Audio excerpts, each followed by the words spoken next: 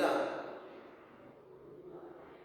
10ನೇ ತರಗತಿಯಲ್ಲಿ ಬರ್ತಕ್ಕಂತಹ ಮೊದಲ ಅಧ್ಯಯನವಾದಂತಹ ಭಾರತೀಯ ಯುರೋಪಿಯನ್ನರ ಆಗಮನ. ಈ ಒಂದು ಅಧ್ಯಯನದ ಬಗ್ಗೆ ತಿಳ್ಕೋಬೇಕಾದ್ರೆ ಭಾರತ ಪ್ರಾಚೀನ ಕಾಲದಿಂದಲೂ ಸಹ ಬಹಳಷ್ಟು ರಾಷ್ಟ್ರಗಳೊಂದಿಗೆ, ಯುರೋಪಿನ ರಾಷ್ಟ್ರಗಳೊಂದಿಗೆ ಪುರಾತನ ಕಾಲದಿಂದಲೂ ಸಹ ವ್ಯಾಪಾರ ಸಂಬಂಧವನ್ನು ಹೊಂದಿರತಕ್ಕಂಥದ್ದನ್ನು ನಾವು ಕಾಣ್ತೇವೆ. ಅದರಲ್ಲಿಯೂ ಭಾರತಕ್ಕೆ ಯುರೋಪಿಯನ್ನಲ್ಲಿ ಮುಖ್ಯವಾಗಿ ನಾವು ಯಾವ ರೀತಿಯ ವ್ಯಾಪಾರ ನಡೀತೇವೆ, ವಿದೇಶಿ ವ್ಯಾಪಾರ ನಡೀತೇವೆ. ಅದರಲ್ಲಿ ಮುಖ್ಯವಾಗಿ ಸಾಮಾನ್ಯ ಪದಾರ್ಥಗಳ ಒಂದು ವ್ಯಾಪಾರದಲ್ಲಿ ಬಹಳ ಪ್ರಾಚೀನ ಕಾಲದಿಂದಲೂ ಸಹ ಈ ಭಾರತ ದೇಶಕ್ಕೆ ಹೆಸರಿರ್ತಕ್ಕಂಥದ್ದನ್ನು ಕಾಣ್ತೇವೆ. ನಮ್ಮ ಭಾರತ ದೇಶದಲ್ಲಿ ಹೇರಳವಾಗಿ ಈ ಸಾಂಬಾರ ಪದಾರ್ಥಗಳಾದಂತಹ ಏಲಕ್ಕಿ, ಮೆಣಸು, ದಾಲ್ಚಿನ್ನಿ, ಜೀರಿಗೆ, ಶುಂಠಿ ಮೊದಲಾದಂತಹ ಈ ಪ್ರಮುಖ ಈ ಸಾಂಬಾರ ಪದಾರ್ಥಗಳನ್ನು ಹೆಚ್ಚಾಗಿ ನಮ್ಮ ದೇಶದಲ್ಲಿ ಉತ್ಪಾದನೆ ಅಥವಾ ಉತ್ಪಾದನೆ ಮಾಡ್ತಿದ್ವಿ. ಸೊ ಇಂತಹ ಸಂದರ್ಭದಲ್ಲಿ ಯುರೋಪಿನೊಂದಿಗೆ ನಮ್ಮ ಪ್ರಾಚೀನ ಕಾಲದಿಂದಲೂ ಸಹ ಭಾರತ ತನ್ನದೇ ಆದಂತಹ ಈ ಒಂದು ವ್ಯಾಪಾರ ಸಂಬಂಧವನ್ನು ಹೊಂದಿತ್ತು ಅನ್ನೋದನ್ನು ನಾವು ತಿಳ್ಕೋಬಹುದಾಗಿದೆ. ಈ ಒಂದು ಭಾರತ ಮತ್ತು ಯುರೋಪ್ ಮತ್ತು ಏಷ್ಯಾ ದೇಶಗಳ ನಡುವೆ ವ್ಯಾಪಾರ ಹೀಗೆ ಮುಂದುವರಿತಾ ಬಂತು. ಏಷ್ಯಾದ ರಾಷ್ಟ್ರಗಳ ಮೇಲೆ ಅರಬ್ ವರ್ತಕರು ತಮ್ಮ ಸ್ವಾಮ್ಯವನ್ನು ಸ್ಥಾಪನೆ ಮಾಡಿಕೊಂಡಿದ್ರು, ಹಿಡಿತವನ್ನು ಹೊಂದಿದ್ರು. ಅದೇ ರೀತಿಯಾಗಿ ಏಷ್ಯಾ ಸರಕುಗಳಲ್ಲಿ ಅರಬ್ ವರ್ತಕರು, ಅದೇ ರೀತಿಯಾಗಿ ಇದನ್ನ ರೋಮನ್ ಸಾಮ್ರಾಜ್ಯದ ರಾಜಧಾನಿಯಾದ ಕಾನ್ಸ್ಟಾಂಟಿನೋಪಲ್ ನಗರಕ್ಕೆ ಈ ಇಟಲಿಯ ಮುಖಾಂತರವಾಗಿ ಈ ಸಾಂಬಾರ ಪದಾರ್ಥಗಳನ್ನು ತಲುಪಿಸ್ತಾ ಇದೆ. ಕಾನ್ಸ್ಟಾಂಟಿನೋಪಲ್ ನಗರವನ್ನ ನಾವು ಯುರೋಪ್ ರಾಷ್ಟ್ರಗಳ ವ್ಯಾಪಾರದ ಹೆಬ್ಬಾಗಿಲು ಅಂತ ಗುರುತಿಸುವುದು. ಕಾನ್ಸ್ಟಾಂಟಿನೋಪಲ್ ನಗರದ ಈ ಒಂದು ಅಂತಾರಾಷ್ಟ್ರೀಯ ಸರಕು ವಿನಿಮಯ ಕೇಂದ್ರ ಅನ್ನಿಸ್ಕೊಂಡಿತ್ತು ಈ ಒಂದು ಕಾನ್ಸ್ಟಾಂಟಿನೋಪಲ್ ನಗರ. ಯಾವ ನಗರ? ಕಾನ್ಸ್ಟಾಂಟಿನೋಪಲ್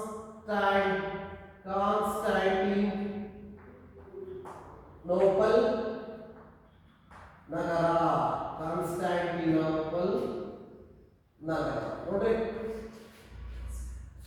ಕಾನ್ಸ್ಟಾಂಟಿನೋಪಲ್ ನಗರ ಯುರೋಪ್ ರಾಷ್ಟ್ರಗಳ ಏನು ಅಂತಾರಾಷ್ಟ್ರೀಯ ಸರಕು ವಿನಿಮಯದ ಕೇಂದ್ರವಾದಂತಹ ನಗರ ಆಗಿತ್ತು ಅನ್ನೋದನ್ನ ನಾವು ಇಲ್ಲಿ ತಿಳ್ಕೋಬೇಕಾಗುತ್ತೆ. ಸೊ ಇಲ್ಲಿ ಸರಕು ವಿನಿಮಯ ಕೇಂದ್ರವಾಗತಕ್ಕಂಥದ್ದು ಕಾನ್ಸ್ಟಾಂಟಿನೋಪಲ್ ನಗರ. ಹೀಗೆ ಏಷ್ಯಾ ದೇಶಗಳ ವ್ಯಾಪಾರದ ಮೇಲೆ ಅರಬ್ಬರು ತಮ್ಮ ಏಕಸ್ವಾಮ್ಯವನ್ನು ಸಾಧಿಸಿಕೊಂಡಿದ್ರು. ಹಾಗೆ ಯುರೋಪಿನ ದೇಶಗಳ ವ್ಯಾಪಾರದ ಮೇಲೆ ಇಟಲಿಯ ವರ್ತಕರು ತಮ್ಮ ಏಕಸ್ವಾಮ್ಯವನ್ನು ಪಡೆದುಕೊಂಡಿದ್ರು. ಹೀಗೆ ಏಷ್ಯಾದ ಸರಕುಗಳ ಇಟಲಿಯ ವರ್ತಕರಿಗೆ ಒಳ್ಳೆಯ ಲಾಭವನ್ನು ಸಹ ತಂದುಕೊಡ್ತಾ ಇದೆ. ಒಟ್ಟಾರೆಯಾಗಿ ಈ ಒಂದು ಕಾನ್ಸ್ಟಾಂಟಿನೋಪಲ್ ನಗರದ ಮುಖಾಂತರ, ಭೂಮಾರ್ಗದ ಮುಖಾಂತರ ಈ ಒಂದು ಯುರೋಪ್ ರಾಷ್ಟ್ರಗಳಿಗೆ ಈ ಒಂದು ಸಾಂಬಾರ ಪದಾರ್ಥಗಳ ಸಾಗಾಣಿಕೆ ಅಥವಾ ಈ ವ್ಯಾಪಾರ ಅಂತಕ್ಕಂಥದ್ದು ನಡೀತಾ ಇತ್ತು. ಈ ಕಾನ್ಸ್ಟಾಂಟಿನೋಪಲ್ ನಗರದ ಮೇಲೆ ಟರ್ಕರು ತಮ್ಮದೇ ಆದಂತಹ ಒಂದು ಈ ಏಕಸ್ವಾಮ್ಯವನ್ನು ಸಾಧಿಸೋದಕ್ಕೆ ಮುಂದಾಗ್ತದೆ. ಹೀಗೆ ಪ್ರಾಚೀನ ಕಾಲದಿಂದಲೂ ಸಹ ನಮ್ಮ ಭಾರತ ದೇಶ ಮತ್ತು ಯುರೋಪ್ ರಾಷ್ಟ್ರಗಳ ನಡುವೆ ತಮ್ಮದೇ ಆದಂತಹ ವ್ಯಾಪಾರ ಸಂಬಂಧವನ್ನು ಹೊಂದಿತ್ತು ಅನ್ನೋದ್ರ ಬಗ್ಗೆ ನಾವು ತಿಳ್ಕೋಬಹುದಾಗಿದೆ. ಏಷ್ಯಾ ಖಂಡದ ಮೇಲೆ ಅರಬ್ಬರ ಒಂದು ಸ್ವಾಮ್ಯ, ಸೊ ಇತರ ಯುರೋಪ್ ರಾಷ್ಟ್ರಗಳ ಒಂದು ವ್ಯಾಪಾರದ ಮೇಲೆ ಇಟಲಿಯ ಏಕಸ್ವಾಮ್ಯ ಇತ್ತು ಅನ್ನತಕ್ಕಂಥದ್ದನ್ನು ನಾವು ತಿಳ್ಕೊಳ್ತಾ, ಹಾಗೆ ಮುಂದುವರಿದ ಕಾನ್ಸ್ಟಾಂಟಿನೋಪಲ್ ನಗರ ಸರಕುಗಳ ವಿನಿಮಯ ಕೇಂದ್ರವಾಗಿ, ಅಂದರೆ ಅಂತಾರಾಷ್ಟ್ರೀಯ ಮಟ್ಟದಲ್ಲಿ ಸರಕುಗಳ ವಿನಿಮಯ ಕೇಂದ್ರವನ್ನಾಗಿತ್ತು. ಇದು ಯುರೋಪ್ ರಾಷ್ಟ್ರಗಳಿಗೆ ಸರಕು ಸಾಗಾಣಿಕೆ ಮಾಡತಕ್ಕಂತಹ ಹೆಬ್ಬಾಗಿಲು ಅಂತಕ್ಕಂಥ ರೀತಿಯಲ್ಲಿ ಸಹ ನಾವು ಕರೆಯುತ್ತಾ ಇದ್ದೇವೆ. ಸೊ ಹೀಗೆ ಇಲ್ಲಿ ನಾವು ಈ ಪ್ರಾಚೀನ ಕಾಲದಿಂದಲೂ ಸಹ ಯುರೋಪ್ ಮತ್ತು ಈ ಒಂದು ಭಾರತದಲ್ಲಿ ಹೇಗೆ ಸಂಪರ್ಕ ಇತ್ತು, ವ್ಯಾಪಾರ ಸಂಬಂಧ ಬೆಳೆಸ್ಕೊಂಡಿತ್ತು ಅನ್ನೋದನ್ನು ನಾವು ತಿಳ್ಕೋಬಹುದಾಗಿದೆ. ಸೊ ನಾನು ಹೇಳಿದಾಗೆ ನೆಕ್ಸ್ಟ್ ಕಾನ್ಸ್ಟಾಂಟಿನೋಪಲ್ ನಗರ ವಶ. ಕಾನ್ಸ್ಟಾಂಟಿನೋಪಲ್ ನಗರ ಏಷ್ಯಾ ಯುರೋಪ್ ನಡುವಿನ ವ್ಯಾಪಾರ ವ್ಯವಹಾರಗಳು ಸಾಮಾನ್ಯವಾಗಿ ಕಾನ್ಸ್ಟಾಂಟಿನೋಪಲ್ ನಗರದ ಮುಖಾಂತರ ನಡೀತಾ ಇದೆ. ಕಾನ್ಸ್ಟಾಂಟಿನೋಪಲ್ ನಗರದ ಮುಖಾಂತರವಾಗಿ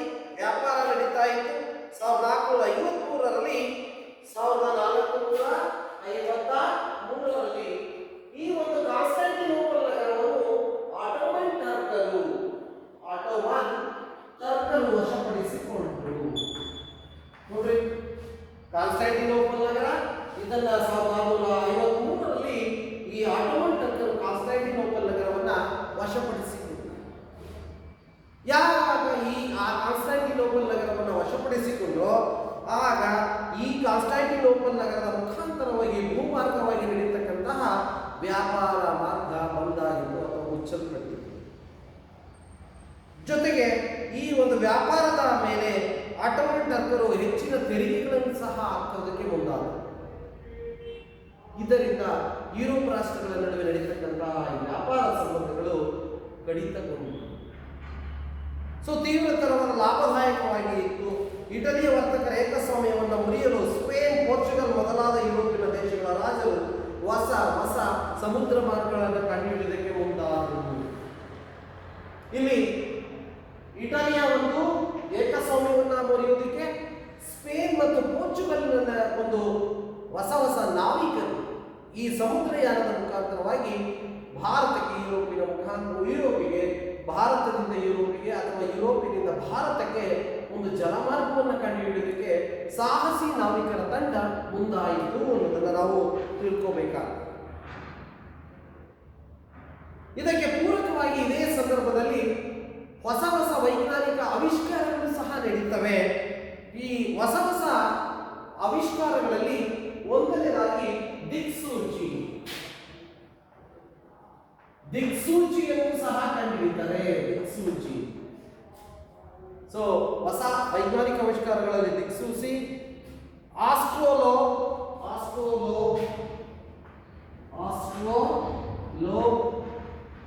ಅನ್ನುವ ಒಂದು ಯಂತ್ರ. ಇದು ನಕ್ಷತ್ರಗಳ ಉನ್ನತಿ ಮಾಪನ ಅಂತ ಕರೀತಾರೆ. ಆಸ್ಟ್ರೋಲೋ ಅಂದ್ರೆ ನಕ್ಷತ್ರಗಳ ಉನ್ನತಿ ಮಾಪನ ಅಂತ ಗುರುತಿಸ್ತಾರೆ.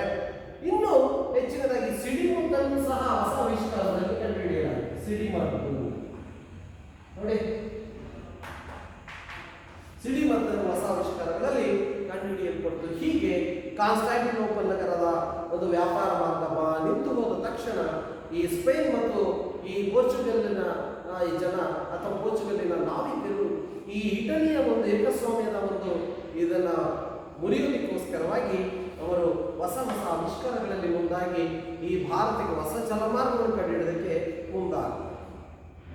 ಹಾಗಾದರೆ ಭಾರತಕ್ಕೆ ಹೊಸ ಜಲಮಾರ್ಗವನ್ನು ಹೇಗೆ ಕಂಡುಹಿಡಿಯಲ್ಪಟ್ಟರು? ಭಾರತಕ್ಕೆ ಹೊಸ ಜಲಮಾರ್ಗವನ್ನು ಕಂಡುಹಿಡಿಯೋದಕ್ಕೆ ಪೋರ್ಚುಗಲ್ಲಿನ ಅಥವಾ ಪೋರ್ಚುಗೀಸಿನ ನಾವಿಕನಾದಂತಹ ವಾಸ್ಕೋ ಡ ಗಾಮ. ನೋಡ್ರಿ ಮಕ್ಕಳೇ, ವಾಸ್ಕೋ ಡ ಗಾಮ ಇವನು ಎಷ್ಟರಲ್ಲಿ ಅಂತಂದ್ರೆ 1498ರಲ್ಲಿ ವಾಸ್ಕೋ ಡ ಗಾಮ ಅಂದ್ರೆ ಇಲ್ಲಿ ಪ್ರಾರಂಭದ ಒಂದು ಲಿಸ್ಕನ್ ಪ್ರದೇಶದಿಂದ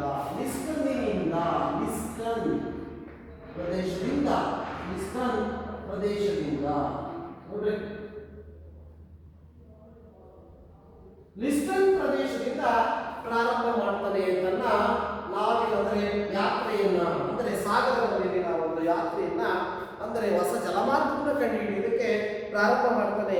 ಈ ಒಬ್ಬ ಲಿಸ್ಟನ್ ಪ್ರದೇಶದಿಂದ ಪೋರ್ಚುಗಲ್ಲಿನ ನಾವಿಕನಾದಂತಹ ವಾಸ್ಕೋ ಡ ಗಾಮ 1498ರಲ್ಲಿ ಭಾರತದ ಪಶ್ಚಿಮ ಕರಾವಳಿ ತೀರವಾದಂತಹ ಕಲ್ಲಿಕೋಟೆ ಸಮೀಪದ ಅಲ್ಲಿ ಬರ್ತಕ್ಕಂಥ ಕಾಪಡ್ ಕಲ್ಲಿಕೋಟೆ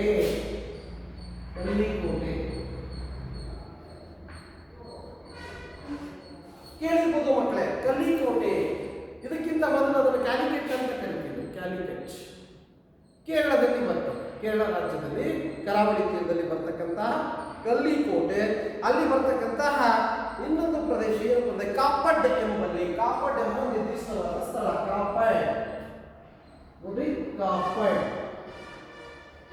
ಎಂಬಂತಹ ಒಂದು ಸ್ಥಳಕ್ಕೆ ಭಾರತದ ಪಶ್ಚಿಮ ಕರಾವಳಿ ತೀರಕ್ಕೆ ಬಂದು ಅವನು ಇಲ್ಲಿ ಪ್ರದೇಶವನ್ನು ತಲುಪ್ತಾನೆ. ಹೀಗೆ ಮೊಟ್ಟ ಮೊದಲು ಭಾರತಕ್ಕೆ ಹೊಸ ಜಲಮಾರ್ಗವನ್ನು ಕಂಡುಹಿಡಿದ ವ್ಯಕ್ತಿ ಅಂತಂದ್ರೆ ವಾಸ್ಕೋ ಡ ಗಾಮ. 1498ರಲ್ಲಿ ವಾಸ್ಕೋ ಡ ಗಾಮ ಭಾರತಕ್ಕೆ ಹೊಸ ಜಲಮಾರ್ಗವನ್ನು ಕಂಡುಹಿಡಿದ.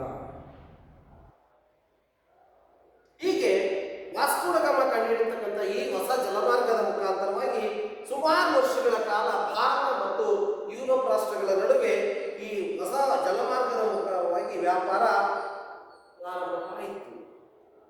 ಹೀಗೆ ಭಾರತದೊಂದಿಗೆ ಮತ್ತೆ ವ್ಯಾಪಾರ ಸಂಬಂಧ ಅಂತಕ್ಕಂಥದ್ದು ಈ ಯುರೋಪಿಯನ್ನರ ಮತ್ತು ಯುರೋಪಿಯನ್ನರಲ್ಲಿ ಪೋರ್ಚುಗೀಸರು ಮೊಟ್ಟ ಮೊದಲಿಗೆ ಮತ್ತೆ ವ್ಯಾಪಾರ ಅಂತಕ್ಕಂಥದ್ದನ್ನ ಸಂಬಂಧದ ರೂಪದಲ್ಲಿ ಪ್ರಾರಂಭ ಮಾಡಿದ್ರು. ನೋಡಿ, ಕಾನ್ಸ್ಟಾಂಟಿನೋಪಲ್ ನಗರ ವಶಪಡಿಸಿಕೊಂಡಿದ್ದರ ಪರಿಣಾಮವಾಗಿ ಪೋರ್ಚುಗೀಸರ ನಾವಿಕ ವಾಸ್ಕೋ ಡ ಗಾಮ 1498ರಲ್ಲಿ ಮೊಟ್ಟ ಮೊದಲ ಬಾರಿಗೆ ಭಾರತಕ್ಕೆ ಒಂದು ಹೊಸ ಜಲಮಾರ್ಗವನ್ನು ಕಂಡುಹಿಡಿದ. ಸೊ ಇದು ನಿಮಗೆ 1 ಮಾರ್ಕ್ಸ್ 2 ಮಾರ್ಕ್ಸ್ ಕ್ವಶನ್ಗೆ ಬರಬಹುದು ಮಕ್ಕಳೇ. ನೆಕ್ಸ್ಟ್ ನಾವು ಕಾಣ್ತಕ್ಕಂಥದ್ದು ಹೇಗೆ ಬಂದಂತಹ ಯುರೋಪಿಯನ್ನರ ವ್ಯಾಪಾರದ ಕಂಪನಿಗಳು ಪ್ರಾರಂಭ ಆಗ್ತವೆ. ನೋಡಿ, ಭಾರತಕ್ಕೆ ಬಂದಂತಹ ಮೊಟ್ಟ ಮೊದಲ ಈ ಪೋರ್ಚುಗೀಸರಲ್ಲಿ ನಾವು ಬಂದಂತಹ ಅವರು ತಮ್ಮದೇ ಆದಂತಹ ವ್ಯಾಪಾರದ ಕಂಪನಿಗಳನ್ನ ಯುರೋಪಿನ ಒಂದು ಯಶಸ್ವಿ ಪ್ರಯತ್ನಗಳಿಂದಾಗಿ ಭಾರತಕ್ಕೆ ಪ್ರೇರೇಪಗೊಂಡಂತಹ ಯುರೋಪಿನ ಡಚ್, ಇಂಗ್ಲಿಷ್ ಮತ್ತು ಫ್ರೆಂಚ್ ವ್ಯಾಪಾರಿ ಕಂಪನಿಗಳು ಭಾರತಕ್ಕೆ ಬರುತ್ತವೆ. ಡಚ್, ಫ್ರೆಂಚ್, ಇಂಗ್ಲಿಷ್,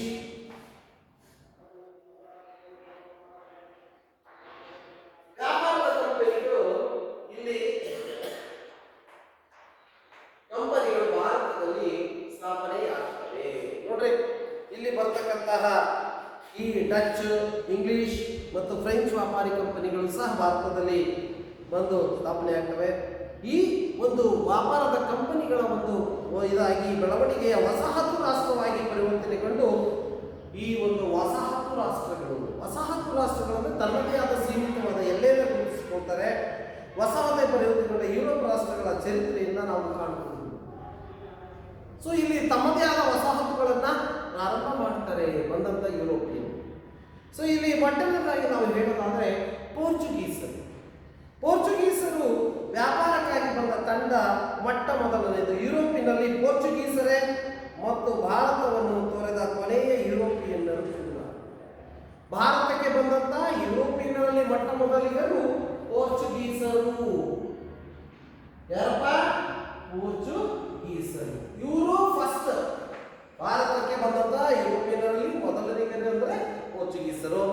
ಭಾರತದಲ್ಲಿ ಕೊನೆಯವರಾಗಿದ್ದವರು ಅಂದ್ರೆ ಕೊನೆಯದಾಗಿ ಉಳ್ಕೊಂಡವರು ಸಹ ಕೊನೆಯ ಯುರೋಪಿಯನ್ನರನ್ನು ಸಹ ಪೋರ್ಚುಗೀಸರು. ನೋಡಿ, ಪ್ರಾರಂಭದಲ್ಲಿ ಅವರು ಕೊನೆಯದಾಗಿ ಸಹ ಪೋರ್ಚುಗೀಸರನ್ನು ನಾವು ಇಲ್ಲಿ ಕಂಡು ಬರ್ತದೆ.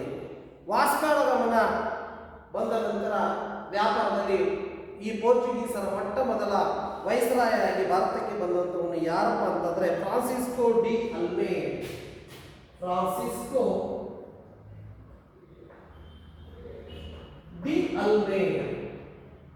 ನೋಡ್ರಿ, ಈ ಫ್ರಾನ್ಸಿಸ್ಕೋ ಡಿ ಅಲ್ಮೇಡನು ಭಾರತಕ್ಕೆ ಬಂದಂತ ಪೋರ್ಚುಗೀಸರ ಮೊಟ್ಟ ಮೊದಲ ವೈಸರಾಯಾಗಿ ಇಲ್ಲಿ ಭಾರತಕ್ಕೆ ಬಂದ. ನೋಡ್ರಿ ಮಕ್ಕಳೇ, ಇದು ಬಹಳ ಮುಖ್ಯವಾದ ಒಂದು ಪಾಯಿಂಟ್ ತಿಳ್ಕೋಬೇಕಾಗ್ತದೆ. ಭಾರತಕ್ಕೆ ಬಂದಂತ ಮೊಟ್ಟ ಮೊದಲ ಯುರೋಪಿಯನ್ನರ ಪೋರ್ಚುಗೀಸರ ವೈಸರಾಯ್ ಯಾರಪ್ಪ ಅಂತಂದ್ರೆ ಫ್ರಾನ್ಸಿಸ್ಕೋ ಡಿ ಅಲ್ಮೇಡ್. ಸೊ ಇದನ್ನ ಏಕಸ್ವಾಮ್ಯ ನೌಕಾಶಕ್ತಿಯನ್ನು ಬಲಪಡಿಸುವುದಕ್ಕೆ ಮುಂದಾಗ್ತಾನೆ. ಈ ಬಂದಂತಹ ಈ ಪೋರ್ಚುಗೀಸರ ಮೊಟ್ಟ ಮೊದಲ ವೈಸರಾಯ್ ಯಾರಪ್ಪ ಅಂದ್ರೆ ಆಲ್ಫಾನ್ಸೋ ಡಿ ಅಲ್ಮೇಡ್ ಅಂತಕ್ಕಂಥ ಮೊಟ್ಟ ಮೊದಲ ಪೋರ್ಚುಗೀಸರ ವೈಸರಾಯ್ ಬಂದಂತ ಸಂದರ್ಭದಲ್ಲಿ ಇವನು ಇಡೀ ಈ ಒಂದು ಸಂದರ್ಭದಲ್ಲಿ ಇವನು ಈ ಒಂದು ಆಧಿಪತ್ಯವನ್ನ ಸಮುದ್ರದ ಮೇಲೆ ಏಕಸ್ವಾಮ್ಯವನ್ನ ಪ್ರಾರಂಭ ಮಾಡ್ತಾನೆ. ಸಮುದ್ರದ ಮೇಲೆ ತನ್ನ ಏಕಸ್ವಾಮ್ಯವನ್ನ ಇಟ್ಕೊಳ್ಳೋದಕ್ಕೆ ಒಂದು ನೀತಿಯನ್ನ ಜಾರಿಗೆ ತರ್ತಾನೆ. ಅದೇ ನೀಲಿ ನೀರಿನ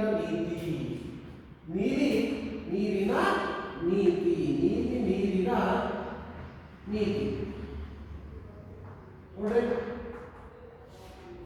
ಈ ಫ್ರಾನ್ಸಿಸ್ಕೋ ಅಲ್ಮೇಡ್ ಭಾರತಕ್ಕೆ ಬಂದ ಮೊಟ್ಟ ಮೊದಲ ವೈಸ್ರಾಯ್ ಆಗಿದ್ರೂ ಸಹ ಅಲ್ಲಿ ಸಮುದ್ರದ ಮೇಲೆ ತಮ್ಮದೇ ಆದ ಏಕಸ್ವಾಮ್ಯವನ್ನ ಸ್ಥಾಪನೆ ಮಾಡಿಕೊಳ್ಳೋದಕ್ಕೆ ನೀಲಿ ನೀರಿನ ನೀತಿ, ಇಂಗ್ಲಿಷಲ್ಲಿ ಇದನ್ನ ಬ್ಲೂ ವಾಟರ್ ಪಾಲಿಸಿ ಅಂತಕ್ಕಂಥ ಹೆಸರಿನಿಂದ ಕರೆದು. ಹಾಗಾದರೆ ಮಕ್ಕಳೇ, ನೀಲಿ ನೀರಿನ ನೀತಿಯನ್ನ ಪ್ರಾರಂಭ ಮಾಡುವುದು ಯಾರು, ನೀತಿಯನ್ನು ಜಾರಿಗೆ ತಂದವರು ಯಾರು ಅಂತಂದ್ರೆ ವೈಸ್ರಾಯ್ ಆದಂತಹ ಫ್ರಾನ್ಸಿಸ್ಕೋ ಡಿ ಅಲ್ಮೇಡ್ ಅಂತ ಆನ್ಸರ್ ಬರೀಬೇಕು. ಅರ್ಥ ಆಗ್ತಿದೆಯಾ? ಎಸ್. ಸೊ ಇಲ್ಲಿ ಸಾಮ್ರಾಜ್ಯ ಇಲ್ಲಿ ಭಾರತದಲ್ಲಿ ಪೋರ್ಚುಗೀಸ್ ಸಾಮ್ರಾಜ್ಯ ನಿಜವಾದ ಸ್ಥಾಪಕ ಅಂತ ಪ್ರಸಿದ್ಧಿಯನ್ನು ಪಡೆದ ಆಲ್ಫೆನ್ಸೋ ಡಿ ಅಲ್ಬುಕರ್ಕ್. ಭಾರತದಲ್ಲಿ ಮೊಟ್ಟ ಮೊದಲ ಬಾರಿಗೆ ಪೋರ್ಚುಗೀಸ್ ಸಾಮ್ರಾಜ್ಯದ ಸ್ಥಾಪಕ ಅನ್ನಿಸಿಕೊಂಡು ಸ್ಥಾಪನೆ ಮಾಡುವಂಥವನು ಈ ಫ್ರಾನ್ಸಿಸ್ ಡಿ ಅಲ್ಮೇಡ್ ಅಂತಕ್ಕಂತಹ ಒಂದು ಹೆಸರು ನಾವು ಜ್ಞಾಪಕ ಇಟ್ಕೋಬೇಕಾಗ್ತದೆ. ಇದಲ್ಲದೆ ಇವನು 1510ರಲ್ಲಿ ಬಿಜಾಪುರ ಸುಲ್ತಾನನಿಂದ 1510ರಲ್ಲಿ ಬಿಜಾಪುರದ ಸುಲ್ತಾನನಿಂದ ಗೋವಾ ಪ್ರದೇಶವನ್ನು ವಶಪಡಿಸಿಕೊಂಡ. ಗೋವಾ ಪ್ರದೇಶ ನೋಡಿ, ಗೋವಾ ಪ್ರದೇಶವನ್ನ ಈ ಫ್ರಾನ್ಸಿಸ್ಕೋ ಡಿ ಅಲ್ಮೇಡ್ ಅಂತಕ್ಕಂಥವನು ಇಲ್ಲಿ ವಶಪಡಿಸಿಕೊಳ್ತಾನೆ. ಜೊತೆಗೆ ಪೋರ್ಚುಗೀಸರ ಗೋವಾವನ್ನ ಪೋರ್ಚುಗೀಸರ ಆಡಳಿತ ಕೇಂದ್ರವನ್ನಾಗಿ ಮಾಡ್ತಾರೆ. ನೋಡ್ರಿ ಮಕ್ಕಳೇ, ಪೋರ್ಚುಗೀಸರು ತಮ್ಮದೇ ಆದಂತಹ ಒಂದು ಏಕಸ್ವಾಮ್ಯತೆಯನ್ನು ಇಲ್ಲಿ ಭಾರತದಲ್ಲಿ ಪ್ರಾರಂಭ ಮಾಡ್ತಾರೆ. ಇದಲ್ಲದೆ ಮುಂದೆ ಈ ಒಂದು ಪೋರ್ಚುಗೀಸ್ ಅಂತಕ್ಕಂಥವರು ಮುಂದೆ ಡಚ್ ಮತ್ತು ಬ್ರಿಟಿಷರ ಆಗಮನದ ನಂತರ ರಾಜಕೀಯವಾಗಿ ಕಳೆಗುಂದುತ್ತಾರೆ. ಅಂದರೆ ಪೋರ್ಚುಗೀಸರು ಅದಕ್ಕೆ ಏಕಸ್ವಾಮ್ಯವನ್ನು ಪ್ರಾರಂಭಿಸಿದ ನಂತರ ಬರ್ತಕ್ಕಂತಹ ಡಚ್ ಮತ್ತು ಇಂಗ್ಲಿಷರ ಒಂದು ಕಾಲದಲ್ಲಿ ಪೋರ್ಚುಗೀಸರು ತಮ್ಮ ಸ್ವಾಮ್ಯತೆಯನ್ನು ಕಳ್ಕೊಳ್ತಾರೆ. ತಮ್ಮ ಈ ರಾಜಕೀಯವಾಗಿ ಬಹಳ ಕೆಳಮಟ್ಟಕ್ಕೆ ಹೋಗ್ತಾರೆ, ಕಳೆಗುಂದತಕ್ಕಂಥ ವಿಚಾರವನ್ನು ನಾವು ಇಲ್ಲಿ ತಿಳ್ಕಬಹುದಾಗಿರುತ್ತದೆ. ಇದು ಈ ಒಂದು ಪೋರ್ಚುಗೀಸರ ಒಂದು ಆಗಮನ ಭಾರತಕ್ಕೆ ಆದದ್ದು. ನೆಕ್ಸ್ಟ್ ನಾವು ಕಾಣ್ತಕ್ಕಂಥದ್ದು ಡಚ್ಚರು. ಡಚ್ಚರನ್ನು ನಾವು ಕಾಣ್ತೀವಿ. ಪೋರ್ಚುಗೀಸರ ನಂತರ ಭಾರತಕ್ಕೆ ಆಗಮಿಸಿದಂತಹ ಮತ್ತೊಬ್ಬ ಯುರೋಪಿಯನ್ನರು ಯಾರು ಅಂದ್ರೆ ಡಚ್. ನೋಡಿ, ಡಚ್ಚರು ಸಹ ಇಲ್ಲಿ ಬರ್ತಕ್ಕಂತಹ ಇವರು ಹಾಲೆಂಡ್ ಮತ್ತು ನೆದರ್ಲ್ಯಾಂಡ್ ದೇಶಕ್ಕೆ ಸೇರಿದವರು ಅಂತಕ್ಕಂಥದ್ದನ್ನು ತಿಳ್ಕೊಂಡು ಪೂರ್ವ ದೇಶಗಳಲ್ಲಿ ಸಹ ವ್ಯಾಪಾರದ ನಡೆಸುವ ಉದ್ದೇಶದಿಂದ ಇವರು ಈ 1602ರಲ್ಲಿ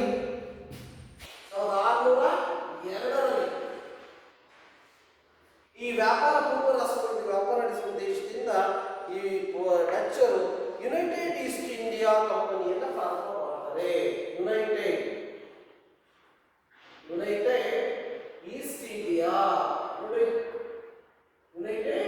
ಈಸ್ಟ್ ಇಂಡಿಯಾ ಕಂಪನಿಯನ್ನ ಇವರು ಪ್ರಾರಂಭ ಮಾಡ್ತಾರೆ. ಡಚ್ಚರು ಭಾರತದಲ್ಲಿ 1602ರಲ್ಲಿ ಈ ಒಂದು ಯುನೈಟೆಡ್ ಈಸ್ಟ್ ಇಂಡಿಯಾ ಕಂಪನಿ ಅಂತಕ್ಕಂಥದ್ದನ್ನ ಪ್ರಾರಂಭ ಮಾಡ್ತಾರೆ. ಇದಲ್ಲದೆ ಈ ಡಚ್ಚರು ಭಾರತ ಮತ್ತು ಜಾವಾ, ಸುಮಾತ್ರಾ, ಇಂಡೋನೇಷಿಯಾ ಮೊದಲಾದಲ್ಲಿ ಇವರು ಸಾಂಬಾರು ಪದಾರ್ಥಗಳಿಗೆ ಪ್ರಸಿದ್ಧವಾದಂತಹ ಕೆಲವು ದ್ವೀಪ ಪ್ರದೇಶಗಳಲ್ಲಿ ಇವರು ಉಳ್ಕೊಳ್ತಾರೆ. ಭಾರತದ ಜೊತೆಗೆ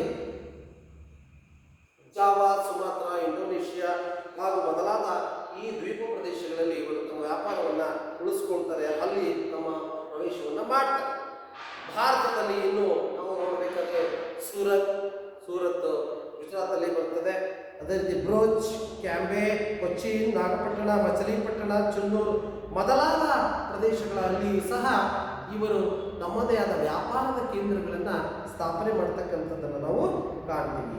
ಈ ಮೂಲಕ ಭಾರತದಲ್ಲಿ ಪೋರ್ಚುಗೀಸರ ನಂತರ ಇಲ್ಲಿ ಏಕಸ್ವಾಮ್ಯಕ್ಕೆ ಮುಂದಾದಂಥವರು ಅಂದರೆ ಡಚ್. ಮುಂದೆ ಈ ಒಂದು ಇಂಗ್ಲಿಷರು ಮತ್ತು ಫ್ರೆಂಚರ ಪೈಪೋಟಿಯನ್ನು ಇವರು ಎದುರಿಸಬೇಕಾಗ್ತದೆ ಡಚ್. ಮುಂದೆ ಫ್ರೆಂಚರು ಮತ್ತು ಬ್ರಿಟಿಷರ ಒಂದು ಪೈಪೋಟಿಗಳಲ್ಲಿ ಈ ಡಚ್ಚರು ತಮ್ಮ ಏಕಸ್ವಾಮ್ಯತೆಯನ್ನು ಕಳ್ಕೊಳ್ತಕ್ಕಂಥ ಒಂದು ಸ್ಥಿತಿಯನ್ನು ನಾವು ಇಲ್ಲಿ ಕಾಣ್ತೀವಿ. ಸೊ ಮಕ್ಕಳೇ ನೋಡ್ರಿ, ಫಸ್ಟ್ ಪೋರ್ಚುಗೀಸರು, ನಂತರ ಡಚ್ಚರು. ಇದಾದ ನಂತರ ನಾವು ಕಾಣ್ತಕ್ಕಂಥದ್ದು ಇಂಗ್ಲಿಷರು, ಬ್ರಿಟಿಷರು ಅಥವಾ ಇಂಗ್ಲಿಷರು. ನೋಡಿ, ಇಂಗ್ಲಿಷರು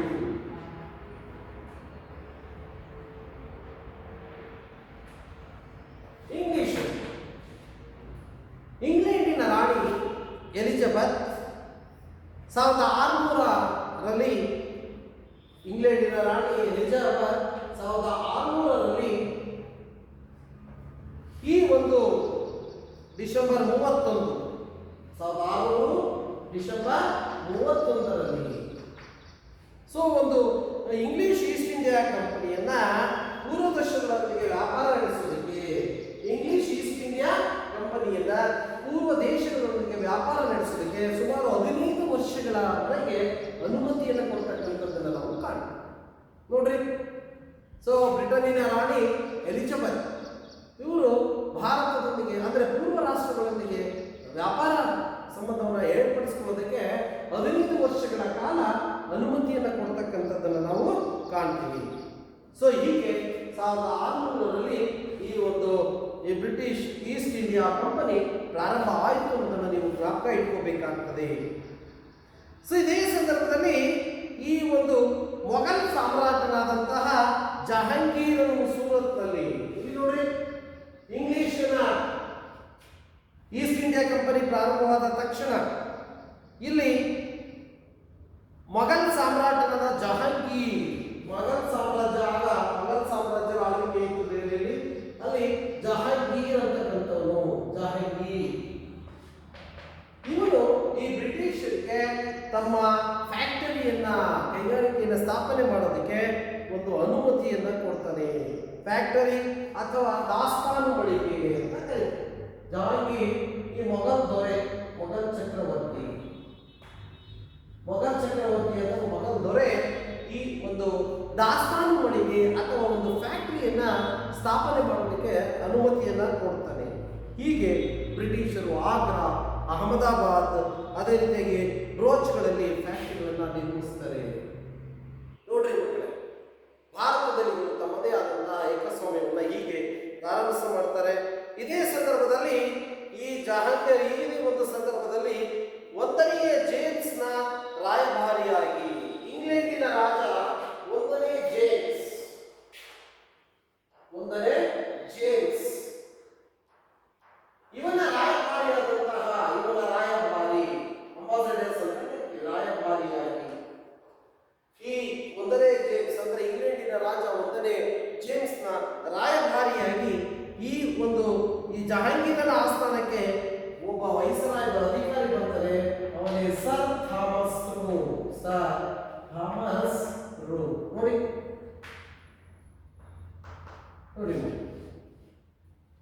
ಇಂಗ್ಲೆಂಡಿನ ರಾಜ 1ನೇ ಜೇಮ್ಸ್ ಇವನ ರಾಯಭಾರಿಯಾಗಿ ಭಾರತಕ್ಕೆ ಜಹಾಂಗೀರನ ಆಸ್ಥಾನಕ್ಕೆ ಬಂದಂತಹ ಯಾರಪ್ಪ ಅಧಿಕಾರಿ ಅಂತಂದ್ರೆ ಸರ್ ಥಾಮಸ್ ರೂ. ಹೀಗೆ ಇವರು ಈ ಜಹಾಂಗೀರನಿಂದ ಮೊಘಲ್ ಸಾಮ್ರಾಜ್ಯದ ಕೆಲವು ಕ್ಷೇತ್ರಗಳಲ್ಲಿ, ಕೆಲವು ಕಡೆಗಳಲ್ಲಿ ಫ್ಯಾಕ್ಟರಿಗಳನ್ನು ಸ್ಥಾಪಿಸೋದಕ್ಕೆ ಮತ್ತೆ ಅನುಮತಿಯನ್ನು ಪಡೀತಾರೆ. ಅದರಂತೆ ಇಂಗ್ಲಿಷ್, ಆಗ್ರಾ, ಅಹಮದಾಬಾದ್, ಬ್ರೋಚ್ಗಳಲ್ಲಿ ಸಹ ಈ ಫ್ಯಾಕ್ಟರಿಗಳನ್ನು ನಿರ್ಮಾಣ ಮಾಡ್ತಾರೆ. ಇದಲ್ಲದೆ 1639ರಲ್ಲಿ ಚಂದ್ರಗಿರಿಯ ರಾಜನಿಂದ ಮದ್ರಾಸ್ನಲ್ಲಿ ಭೂಮಿಯನ್ನು ಪಡೀತಾರೆ. ಚಂದ್ರಗಿರಿಯ ರಾಜ, ಚಂದ್ರಗಿರಿ ಅನ್ನೋದು ತಮಿಳುನಾಡಲ್ಲಿ ಬರುತ್ತದೆ.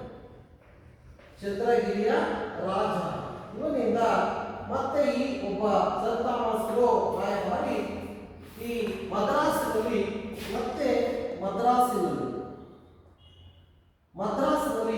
ಒಂದು ಜಾಗವನ್ನ ಪಡೆದುಕೊಳ್ತಾರೆ. ಸೊ ಹೀಗೆ ಈ ಬಂದಂತಹ ವೈಸರಾಯಿ ಆದಂತಹ ಈ ಸರ್ ಥಾಮಸ್ ರೂ ಮದ್ರಾಸಿನ ಒಂದು ಸಮೀಪದಲ್ಲಿ ಈ ಮತ್ತೊಂದು ಪ್ರದೇಶವನ್ನ ಅಲ್ಲಿ ಪಡ್ಕೊಳ್ತಾನೆ. ಆ ಮದ್ರಾಸಿನ ಭೂಮಿಯಲ್ಲಿ ಸೇಂಟ್ ಜಾರ್ಜ್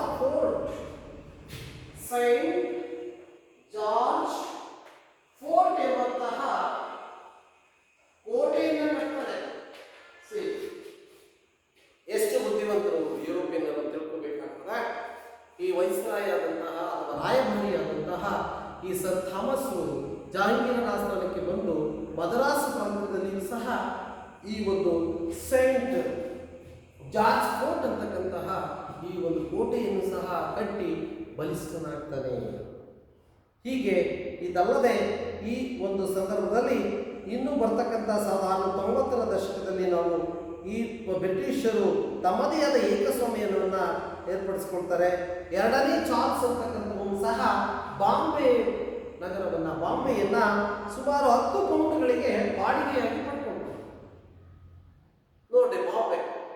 ಸೊ ಇಂದಿನ ಬಾಂಬೆಯನ್ನು ನೋಡ್ರಿ, ಆಗಲೇ ಆ ಯುರೋಪಿಯನ್ನ ಯುರೋಪಿಯನ್ನರು ಈ ಚಾರ್ಲ್ಸ್ ದೊರೆ ಎರಡನೇ ಚಾರ್ಲ್ಸ್ ಬಾಂಬೆಯನ್ನ 10 ಪೌಂಡ್ಗಳಿಗೆ ಬಾಡಿಗೆಯನ್ನಾಗಿ ಪಡ್ಕೊಳ್ತಾರೆ. ಅಲ್ಲಿ ತಮ್ಮದೇ ಆದ ಏಕಸ್ವಾಮ್ಯವನ್ನ ವ್ಯಾಪಾರದ ವಹಿವಾಟಿನ ಕೇಂದ್ರಗಳನ್ನು ಸ್ಥಾಪನೆ ಮಾಡೋದಕ್ಕೆ ಮುಂದಾಗ್ತಕ್ಕಂಥದ್ದನ್ನು ನಾವು ಕಾಣ್ತೀವಿ. ಇದಲ್ಲದೆ ಈ ಇದು ಬರ್ತಕ್ಕಂತಹ ಹೂಗ್ಲಿ ನದಿ ದಂಡೆಯ ಮೇಲೆ ಇನ್ನು ಗೋವಿಂದಪುರ ಎಂಬ ಒಟ್ಟಾರೆಯಾಗಿ ಸುತ್ತಮುತ್ತಿ ಕಲ್ಕತ್ತಾ, ಗೋವಿಂದಪುರ ಎಂಬಂತಹ ಈ ಪ್ರದೇಶಗಳಲ್ಲಿ ಈ 3 ಹಳ್ಳಿಗಳನ್ನು ಖರೀದಿಸಿ ಫೋರ್ಟ್ ವಿಲಿಯಂ ಎಂಬ ಕೋಟೆಯನ್ನು ಸಹ ಇವರು ಕಟ್ತಾರೆ. ಫೋರ್ಟ್ ವಿಲಿಯಂ ನೋಡಿ, 2 ಕೋಟೆಗಳನ್ನು ಕಟ್ಟಿದ್ರು. Fort William. ಹೀಗೆ ಈ ಒಂದು ಬ್ರಿಟಿಷರು ಭಾರತದಲ್ಲಿ ತಮ್ಮದೇ ಆದಂತಹ ಒಂದು ಆಡಳಿತದ ಏಕಸ್ವಾಮ್ಯತೆಯನ್ನು ಪ್ರಾರಂಭ ಮಾಡ್ತಾರೆ. ಇದಲ್ಲದೆ ಬ್ರಿಟಿಷರು ತಮ್ಮ ಸಂದರ್ಭದಲ್ಲಿ ಕೋಲ್ಕತ್ತಾವನ್ನು ತಮ್ಮ ರಾಜಧಾನಿಯಾಗಿ ಮಾಡ್ಕೊಳ್ತಾರೆ. ಕೋಲ್ಕತ್ತಾ ಬ್ರಿಟಿಷರು ತಮ್ಮ ಆಳ್ವಿಕೆ ಕಾಲದಲ್ಲಿ ಕೋಲ್ಕತ್ತಾವನ್ನು ತಮ್ಮ ರಾಜಧಾನಿಯಾಗಿ ಮಾಡ್ಕೊಳ್ತಕ್ಕಂಥ ಒಂದು ಕಾಲವನ್ನು ನಾವು ಕಾಣ್ತೀವಿ. ಸೊ ನೋಡ್ರಿ ಮಕ್ಕಳೇ, ಯುರೋಪಿಯನ್ನರ ಆಗಮನದೊಂದಿಗೆ ನಮ್ಮ ಭಾರತ ದೇಶದಲ್ಲಿ ತಮ್ಮದೇ ಆದ ಏಕಸ್ವಾಮ್ಯತೆಯನ್ನು ಪ್ರಾರಂಭಿಸಿದವರಲ್ಲಿ ಪೋರ್ಚುಗೀಸರನ್ನ ಬಿಟ್ಟರೆ ನೆಕ್ಸ್ಟ್ ಬ್ರಿಟಿಷರು ತಮ್ಮದೇ ಆದಂತಹ ವಾಸ್ತವ್ಯದ ಅಂದರೆ ವ್ಯಾಪಾರದ ಕೋಟಿಗಳನ್ನ ಕೇಂದ್ರಗಳನ್ನು ಸ್ಥಾಪನೆ ಮಾಡಿಕೊಳ್ಳದಂತೆ ರಾಜಕೀಯವಾಗಿ ಪ್ರಾಬಲ್ಯವನ್ನು ಬೆಳೆಸ್ತಕ್ಕಂಥ ವ್ಯಕ್ತಿಗಳಾಗಿ ಇಲ್ಲಿ ಬೆಳೀತಕ್ಕಂಥದ್ದನ್ನು ನಾವು ಕಾಣ್ತೀವಿ. ಇದಲ್ಲದೆ ಮದ್ರಾಸ್, ಬಾಂಬೆ ಮತ್ತು ಇಲ್ಲಿ ಬರ್ತಕ್ಕಂತಹ ಮದ್ರಾಸ್, ಬಾಂಬೆ, ಕೋಲ್ಕತ್ತಾ ಇವುಗಳನ್ನು ತಮ್ಮ ವ್ಯಾಪಾರದ ಕೇಂದ್ರಗಳನ್ನಾಗಿ ಮಾಡಿಕೊಳ್ತಾರೆ, ಪ್ರೆಸಿಡೆನ್ಸಿಗಳಾಗಿ ಮಾಡಿಕೊಳ್ತಾರೆ. ಮುಖ್ಯ ಕೇಂದ್ರಗಳನ್ನಾಗಿ ಬಾಂಬೆ, ಕೋಲ್ಕತ್ತಾ, ಮದ್ರಾಸ್ ಈ 3 ಕೇಂದ್ರಗಳಲ್ಲಿ ತಮ್ಮದೇ ಆದ ಪ್ರೆಸಿಡೆನ್ಸಿಗಳಾಗಿ ಇವುಗಳನ್ನು ಮಾರ್ಪಡಿಸಿಕೊಂಡು ತಮ್ಮದೇ ಆದಂತಹ ಅಧೀನದ ಪ್ರದೇಶಗಳಲ್ಲಿ ಈ ಒಂದು ಏಕಸ್ವಾಮ್ಯತೆಯನ್ನು ಬೆಳೆಸಿಕೊಳ್ತಾರೆ.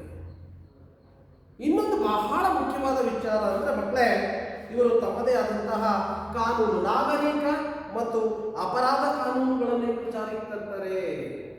ನೋಡ್ರಿ, ಇವರು ಬಂದಿದ್ದು ವ್ಯಾಪಾರಕ್ಕೋಸ್ಕರವಾಗಿ, ರಾಜಕೀಯವಾಗಿ ಪ್ರಬಲಗೊಂಡರು, ಕೋಟೆಗಳನ್ನು ಕಟ್ಟಿದರು, ಏಕಸ್ವಾಮ್ಯತೆಯನ್ನು ಬೆಳೆಸಿದರು, ಸಮುದ್ರದ ಮೇಲೆ ತಮ್ಮದೇ ಆದ ಏಕಸ್ವಾಮ್ಯತೆಯನ್ನು ಬೆಳೆಸಿಕೊಳ್ತಾ ಈ ಒಂದು ಪ್ರಾಬಲ್ಯವನ್ನು ಇಲ್ಲಿ ಬೆಳೆಸಿಕೊಂಡರು. ಜೊತೆಗೆ ಇವರು ಭಾರತದಲ್ಲಿ ನಾಗರಿಕ ಮತ್ತು ಅಪರಾಧ ಕಾನೂನುಗಳನ್ನು, ಇಲ್ಲಿ ಸಿವಿಲ್ ಆ್ಯಂಡ್ ಕ್ರಿಮಿನಲ್ ಪ್ರೊಸೀಜರ್ ಕೋಡ್ಗಳನ್ನು ಸಹ ಜಾರಿಗೆ ತಂದರು. ನೋಡ್ರಿ ಮಕ್ಕಳ, ಯಾವ ರೀತಿಯಾಗಿ ತಮ್ಮದೇ ಆದ ಏಕಸ್ವಾಮ್ಯತೆಯನ್ನು ಪ್ರಾರಂಭಿಸಿಕೊಳ್ಳೋದಕ್ಕೆ ಮುಂದಾಗ್ತಾ ಇದ್ದಾರೆ. ಯುರೋಪಿನೊಂದಿಗೆ ವ್ಯಾಪಾರ ಸಂಬಂಧ ಹೊಂದಿದಂಥ ಭಾರತದಲ್ಲಿದ್ದ ದೇಶೀಯ ರಾಜ್ಯಗಳು ತಮ್ಮ ತನವನ್ನು ಕಳೆದುಕೊಳ್ತಾ ಇದ್ದಾರೆ. ತಮ್ಮ ಒಂದು ರಾಜಕೀಯ ಪ್ರಾಬಲ್ಯವನ್ನು ಕಳೆದುಕೊಂಡು ಯುರೋಪಿಯನ್ನರು, ಬ್ರಿಟಿಷರು ಅಂದರೆ ಇಲ್ಲಿ ಬರ್ತಕ್ಕಂಥ ಬ್ರಿಟಿಷರು, ಪೋರ್ಚುಗೀಸರು ತಮ್ಮದೇ ಆದಂತಹ ರಾಜಕೀಯ ಪ್ರಾಬಲ್ಯದೊಂದಿಗೆ ತಮ್ಮದೇ ಆದ ಕೋಟೆಗಳನ್ನು ಕಟ್ಟಿಕೊಳ್ತಾ ಇಲ್ಲಿ ತಮ್ಮದೇ ಆದ ಅಭಿವೃದ್ಧಿಯನ್ನು ಸಾಧಿಸ್ತಕ್ಕಂಥದ್ದು ನಾವು ಇಲ್ಲಿ ಕಾಣ್ತಾ ಇದ್ದೀವಿ. ಸೊ ಹೀಗೆ ಯುರೋಪಿಯನ್ನರ ಆಗಮನದಿಂದ ಭಾರತದಲ್ಲಿ ಸಾಕಷ್ಟು ಬದಲಾವಣೆಗಳಾಗ್ತವೆ. ದೇಶೀಯ ರಾಜ್ಯಗಳು ಇವರಿಗೆಲ್ಲ ಯಾಕಪ್ಪ ಈ ರೀತಿಯಾಗಿ ಅನುಮತಿ ಕೊಡ್ತಾರೆ ಅಂದರೆ, ದೇಶೀಯ ರಾಜ್ಯಗಳಲ್ಲಿ ಇರ್ತಕ್ಕಂತಹ ವೈಮನಸ್ಸು, ತಮ್ಮಲ್ಲಿ ಇರ್ತಕ್ಕಂಥ ವೈಮನಸ್ಸು ಇದಕ್ಕೆ ಕಾರಣ ಆಗ್ತದೆ. ನಮ್ಮ ರಾಜ್ಯಗಳಲ್ಲಿ ತಮ್ಮಲ್ಲಿಯೇ ವೈಮನಸ್ಸನ್ನು ಕಾಣ್ತೀವಿ. ಹೊಂದಾಣಿಕೆ ಇರಲಿಲ್ಲ, ಒಗ್ಗೂಡುವಿಕೆ ಇರಲಿಲ್ಲ, ಒಬ್ಬ ರಾಜನನ್ನು ಕಂಡರೆ ಮತ್ತೊಬ್ಬರು ಸಹಿಸ್ತಾ ಇದ್ದಾರೆ. ಇದನ್ನು ಈ ವಿದೇಶಿ ಯುರೋಪಿಯನ್ನರು ತಮ್ಮದೇ ಆದಂಥ ಒಂದು ನೀತಿಯನ್ನು ಬಳಸಿಕೊಳ್ತಾ ಅವಕಾಶವನ್ನು ಪಡೆದುಕೊಂಡರು. ಎಸ್, ಈಗ ನಾವು ಗೃಹಪಾಠಕ್ಕೆ ಹೋಗೋಣ. ಗೃಹಪಾಠ ಕಾರ್ಯದಲ್ಲಿ ಗೃಹ ಕಾರ್ಯ ಅಥವಾ ಗೃಹಪಾಠಗಳು, ಗೃಹಪಾಠದಲ್ಲಿ ಒಂದನೇದಾಗಿ ಬಹಳ ಸುಲಭವಾಗಿ ನಿಮ್ಗೆ ಅರ್ಥ ಆಗಿದೆ ಅನಿಸುತ್ತೆ. ಸೊ ಮೊಟ್ಟ ಮೊದಲನೇದಾಗಿ ಭಾರತಕ್ಕೆ ಯುರೋಪಿಯನ್ನರು ಯಾವ ಪದಾರ್ಥಗಳನ್ನು ಕೊಂಡೊಯ್ತಿದ್ರು? ಯುರೋಪಿಗೆ ಭಾರತದಿಂದ ಯಾವ ವಸ್ತುಗಳು ರಫ್ತಾಗುತ್ತಿದ್ದವು? ಯಾವ ವಸ್ತುಗಳು ರಫ್ತಾಗುತ್ತಿದ್ದವು? ಯಾವ ಸಂಬಾರ ಪದಾರ್ಥಗಳು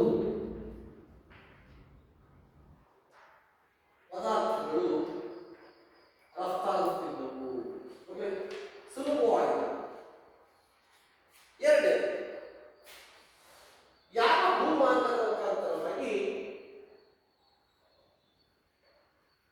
ಭೂಮಾರ್ಗದ ಈ ವ್ಯಾಪಾರ ನಡೆಯುತ್ತಿತ್ತು, ವಿದೇಶಿ ವ್ಯಾಪಾರ ನಡೆಯುತ್ತಿತ್ತು.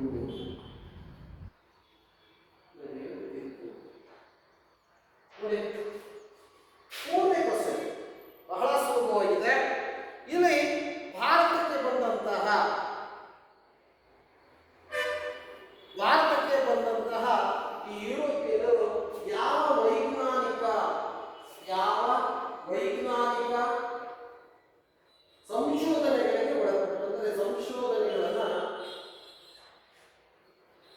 ಮಾಡಿದರು. ಯಾವ ವೈಜ್ಞಾನಿಕ ಸಂಶೋಧನೆಗಳು ಅಂದರೆ ಈಗಾಗಲೇ ಹೇಳಿದೆ. ಸೊ ಹೀಗೆ ಭಾರತಕ್ಕೆ ಬಂದ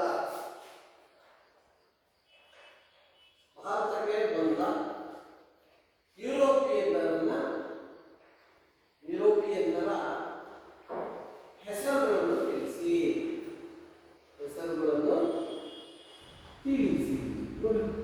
ಬಹಳ ಸುಲಭವಾದ ಪ್ರಶ್ನೆಗಳು. ಸೊ ಈ ರೀತಿಯಾಗಿ ಈ ಒಂದು ಗೃಹಪಾಠದ ಈ ಪ್ರಶ್ನೆಗಳಿಗೆ ಉತ್ತರ ಮಾಡ್ಕೊಂಡು ಬನ್ನಿ. ಬಹಳ ಸುಲಭವಾಗಿ ನಿಮಗೆ ತಿಳಿತು ಅನಿಸುತ್ತೆ ಈ ಪಾಠವನ್ನು. ಸೊ ಇದಾದ ನಂತರ ನಾವು ಮುಂದೆ ಹೇಗೆ ಭಾರತಕ್ಕೆ ಹೊಸ ಜಲಮಾರ್ಗಗಳನ್ನು ನೀಡಿದ ಮೊಟ್ಟ ಮೊದಲನೆಯದು ಯಾವುದು? ಭಾರತಕ್ಕೆ ಹೊಸ ಜಲಮಾರ್ಗವನ್ನು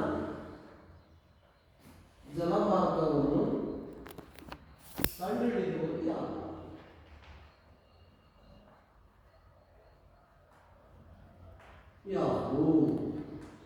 ಸರಿ, ನೋಡಿ, ಬಹಳ ಸುಲಭವಾದಂತಹ ಒಂದು ಪ್ರಶ್ನೆಗಳಿಗೆ ಉತ್ತರವನ್ನು ಕೊಡಬೇಕಾಗ್ತದೆ. ಸೊ ಸಾಕಷ್ಟು ವಿಚಾರ ನಿಮಗೆ ತಿಳಿದಿದೆ ಅನಿಸುತ್ತೆ. ಈ ಅಧ್ಯಾಯದಲ್ಲಿ ಯುರೋಪಿಯನ್ನರೊಂದಿಗೆ ಭಾರತ ಯಾವ ರೀತಿಯಾಗಿ ಸಂಬಂಧ ಹೊಂದಿತ್ತು ಅನ್ನೋದನ್ನು ನಾವು ತಿಳ್ಕೊಳ್ತಾ ಇಂದಿನ ಈ ಪಾಠವನ್ನು ಈ ಪೀರಿಯಡಲ್ಲಿ ಮುಗಿಸ್ತಾ ಮುಂದಿನ ತರಗತಿಯಲ್ಲಿ ನಾವು ಹೆಚ್ಚಿನ ವಿಚಾರವನ್ನು ತಿಳ್ಕೊಳ್ತೀವಿ ಅಂತ ಹೇಳ್ತಾ ಈ ತರಗತಿಯನ್ನು ಮುಕ್ತಾಯಗೊಳಿಸ್ತೀನಿ. ಎಲ್ರಿಗೂ ನಮಸ್ಕಾರ.